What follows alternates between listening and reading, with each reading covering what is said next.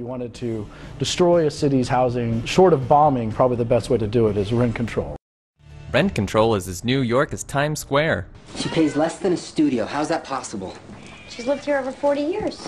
Rent control is a beautiful thing. Celebrities like Mia Farrow, Cyndi Lauper, Ed Koch, and Charlie Rangel have benefited from either rent control or rent stabilization, two sets of laws that keep half of New York City's rents artificially low. It's not a cliche to say it's a textbook example of bad economic policy. Results that were exactly opposite of the intended. It was not supplying houses to low-income people. It was lowering the supply of houses. It was lowering the quality of houses. Cato legal associate Trevor Burrus wrote a brief on Harmon v. Kimmel, a new case that could actually bring an end to rent control. Well, the Harmon case is challenging rent control in New York City. Mr. Harmon, he is both the lawyer and the plaintiff in this case. He owns a building on the Upper West Side, which has been occupied for a combined total of 90 years by tenants and subsequent tenants at a rate 59% below the market value. He petitioned the Supreme Court to hear the case. They saw enough merit in the arguments that they wanted to hear the other side of the argument. And so that's where the case stands right now.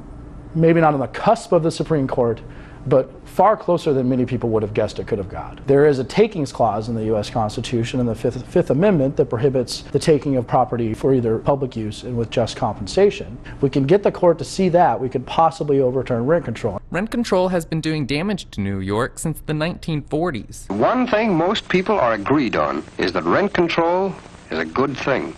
No justification can exist for this law anymore. It doesn't meet their own standards of why they passed the law. Unfortunately, it has a powerful interest group, the more than 1 million New Yorkers with artificially cheap rents. It's a perfect example of what economists like to call concentrated benefits and dispersed costs, because the benefits accrue very specifically to a specific group of people who will vote and fight to keep those benefits.